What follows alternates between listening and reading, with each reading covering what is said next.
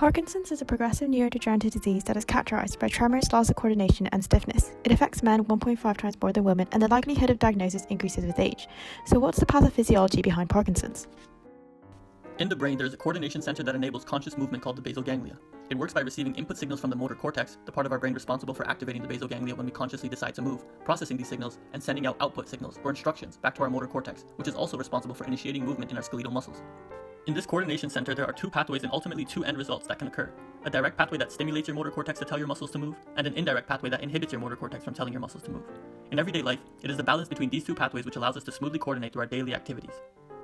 This balance is maintained by a chemical messenger in your brain, or neurotransmitter, called dopamine, which works to stimulate the direct pathway and inhibit the indirect pathway when present. If this balance is compromised, there would be one of two results. If the direct pathway were to dominate, meaning too much dopamine, we wouldn't be able to stop moving and relax. If the indirect pathway were to dominate, meaning too little dopamine, we wouldn't be able to move at all.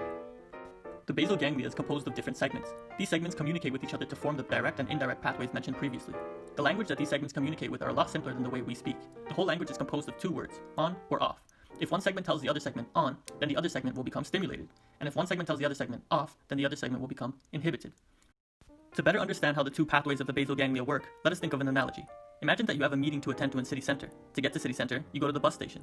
In the station, you find the bus that will take you where you want, and before entering, you show the bus driver your ticket. Once you have your ticket, you can get on the bus that will take you to the city center. This describes a direct pathway.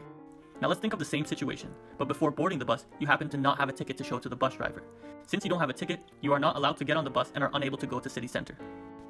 In both these scenarios, dopamine is represented by the bus ticket, which is what will allow you to get on the bus and start moving towards the city center. The motor cortex is represented by your conscious decision to go to the bus station, and also the bus driver who will decide whether to take you to city center or not.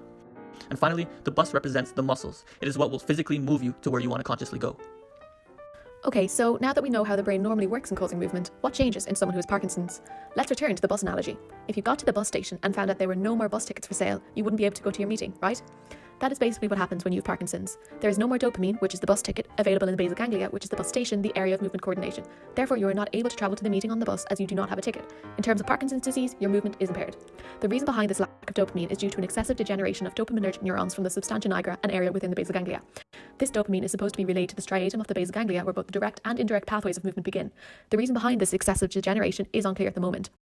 Although an important thing to note here is that as we grow older, degeneration of dopaminergic neurons does happen and is normal. It's an excessive amount of degeneration which leads to Parkinson's disease, which can be observed in the graph below. Because there is a lack of dopamine, the pathway within the basal ganglia which triggers movement, the direct pathway, is less sensitive. This means that the neurons which switch on movement in the basal ganglia would be slower to respond. The cardinal motor signs of Parkinson's arise from this slowness. One important thing to remember is that this dopaminergic degeneration is only one feature of the complex pathology of Parkinson's, as, in reality, it involves the degeneration of neurons from many different sites in the nervous system. However, its dopaminergic degeneration is the most highly featured because it is usually the focus of treatment of Parkinson's. Disease makes your body move slower. This is because the motor cortex, or the area of your brain that controls your muscles and movements, is being stimulated less. The skeletal muscles that allow us to move our body are controlled by nerves. But in order for the muscle to do what we want them to do, they have to get a message from our brain. These nerves travel from the motor cortex down the spinal cord and on to the muscles.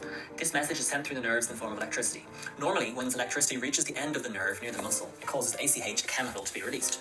ACH leaves the nerve and attaches to a receptor on the muscle, causing your muscles to contract or get shorter. In Parkinson's disease, the message leaving the brain is slower. This means that your muscles can't respond as fast as they normally would, causing a slowing down of movement.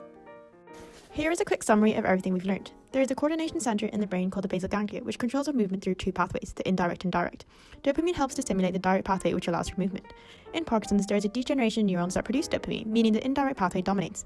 This causes a decrease in muscle movement, loss of coordination, and stiffness, classic symptoms you see in Parkinson's.